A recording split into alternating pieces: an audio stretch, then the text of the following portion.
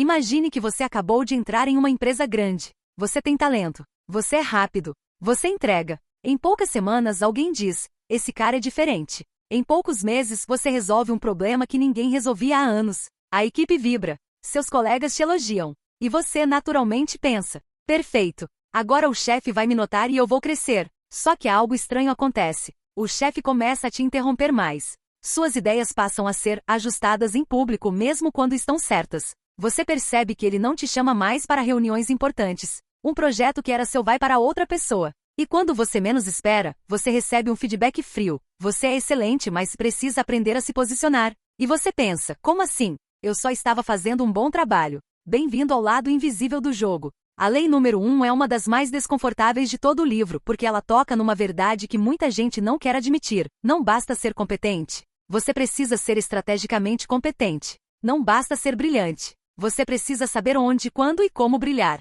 A lei número 1 é simples na frase, mas profunda no impacto. Nunca ofusque o mestre. Ou seja, nunca faça o superior se sentir menor, ameaçado, ridículo ou dispensável. Porque se isso acontecer, você pode estar assinando um contrato invisível com a retaliação. E essa lei não é sobre bajulação barata. Ela é sobre entender a psicologia do ego, a dinâmica da hierarquia e o medo silencioso que mora no topo. Hoje a gente vai mergulhar fundo nisso, sem romantizar, sem moralismo e sem ingenuidade.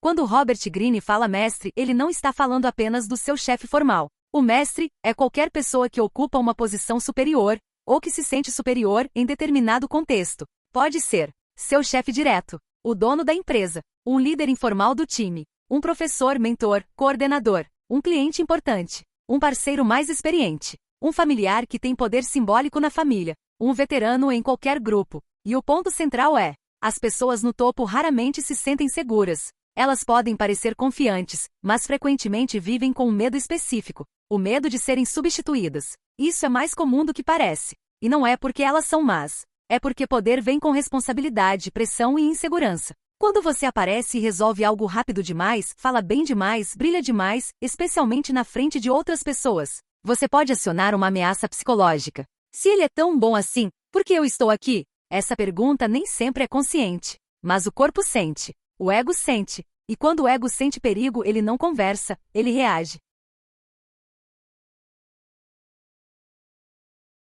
O bom senso diz: se eu fizer um trabalho excelente, vou ser reconhecido. Em muitos ambientes saudáveis, isso é verdade. Mas a lei número 1 existe porque o mundo real nem sempre é um ambiente saudável. Na prática, o reconhecimento não depende só de mérito. Depende de política, percepção, status, ego, timing, narrativa. Muita gente perde oportunidades não por ser incompetente, mas por ser competente de um jeito que machuca alguém acima. E aqui aparece um paradoxo brutal. Quanto mais alto alguém está, mais perigoso pode ser fazê-lo se sentir baixo. Porque essa pessoa tem recursos para reagir, controla oportunidades, distribui projetos, influencia a reputação, dá feedback, decide promoções, pode te isolar, pode te demitir, pode simplesmente te congelar na carreira. E o mais assustador, às vezes ela nem precisa atacar diretamente. Ela pode fazer isso com silêncio, com omissão, com burocracia, com esquecimento. O poder muitas vezes não grita, ele apenas fecha portas.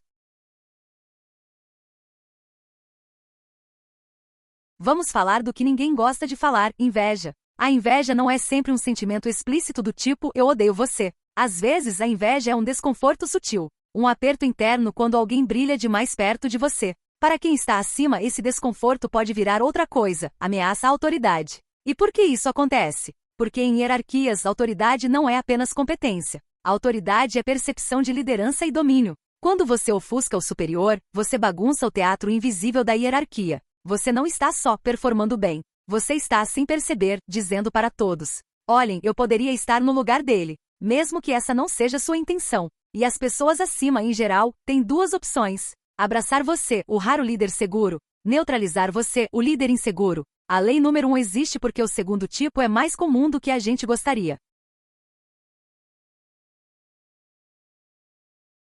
Aqui é onde muita gente erra ao interpretar essa lei. A lei não diz, seja fraco. Ela diz, não faça seu superior se sentir fraco. Você pode ser excelente, desde que a narrativa preserve o status do topo. A diferença é brutal. Ser excelente contra o superior. Ser excelente a favor do superior. Uma coisa é brilhar. Outra coisa é brilhar do jeito que transforma o superior em alguém maior. O segredo está na direção do brilho. Você não apaga sua luz. Você aponta sua luz para cima, como um refletor que ilumina o palco onde o superior está. Isso é estratégia.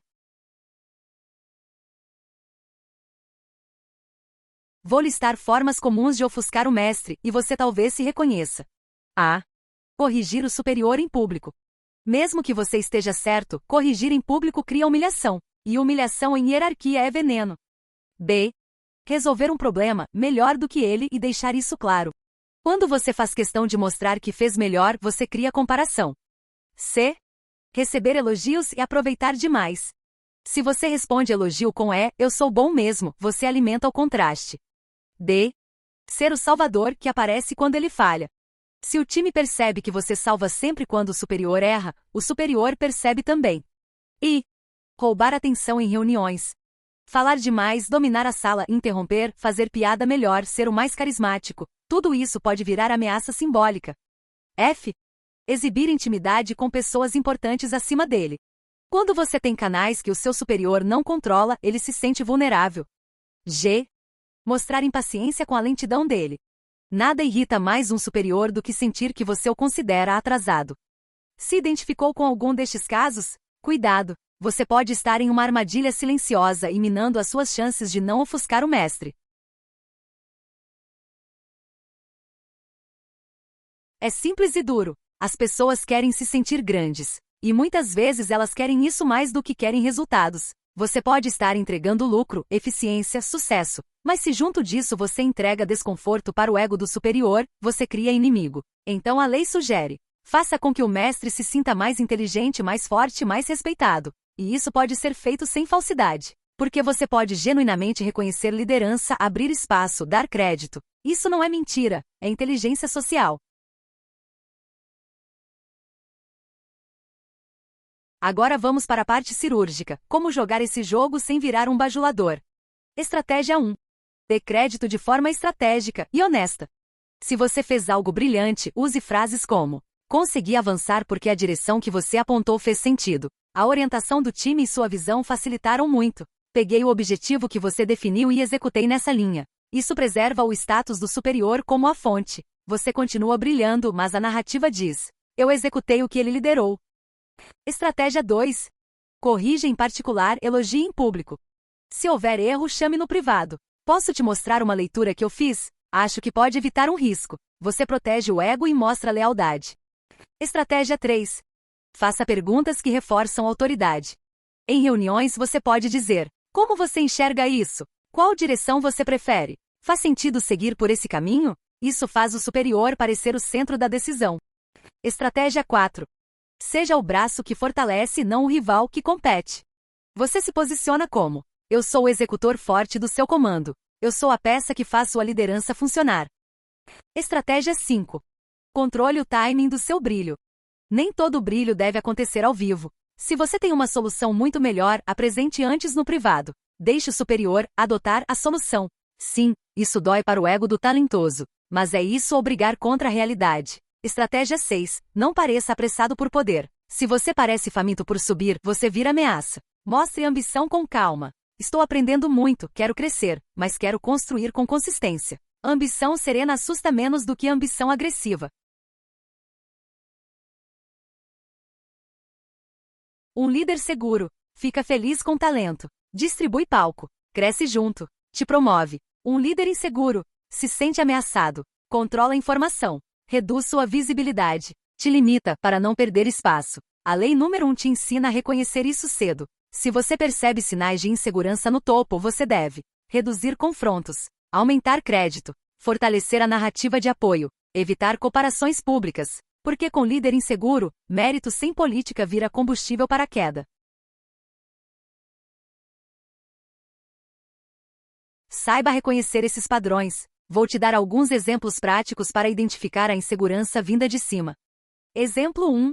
O analista brilhante. Um analista recém-chegado automatiza processos e vira estrela. O time comemora. O gerente começa a perder respeito, porque antes ele dizia que não dava para automatizar. O analista não fez por mal, mas provou que dava. Em poucos meses, o gerente passa a bloquear acessos, negar recursos, atrasar aprovações. O analista pensa que é incompetência do gerente. Não é, é defesa. Exemplo 2. O vendedor que vira o cara. O vendedor bate meta muito acima de todos e começa a ensinar publicamente como fazer. O diretor, que deveria ser o referência, começa a sentir que o vendedor está liderando mais que ele. O diretor não demite, ele muda a regra, muda territórios, tira contas estratégicas. O vendedor cai e fica confuso. Exemplo 3. O especialista que corrige o chefe em reunião. O especialista quer ser transparente e corrige um dado do chefe diante de todos. Ele está certo, mas o chefe se sente exposto. Depois disso, o especialista vira difícil de trabalhar, pouco colaborativo. A reputação muda sem que ele entenda.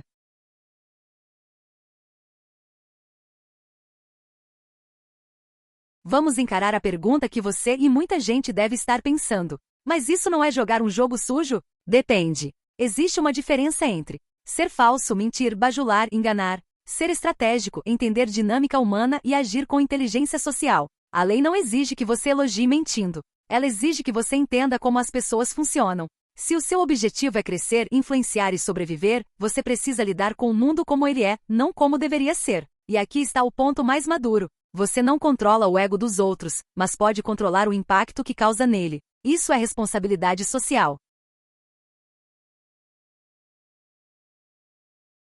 Vamos trazer isso para uma versão prática com princípios que preservam sua integridade. Princípio 1. Respeito público, sinceridade privada. Você pode discordar, mas com método e momento. Princípio 2. Destaque o coletivo, não o ego. Troque eu fiz por nós fizemos, especialmente perto de hierarquia. Princípio 3. Ajude o superior a parecer bom. Isso não diminui você. Isso te protege e te posiciona. Princípio 4. Escolha batalhas. Você não precisa vencer toda a discussão. Você precisa vencer a guerra, sua trajetória. Princípio 5. Entenda o jogo antes de mudar as regras. Às vezes, você quer ser revolucionário, mas revolução sem poder vira martírio. Essa é a parte mais cruel da vida adulta. A intenção não cancela o efeito. Você pode ser bem-intencionado, trabalhador, competente, honesto, e ainda assim ser punido por fazer alguém acima se sentir ameaçado. O poder não julga seu coração. O poder reage à percepção, e percepção é o que manda.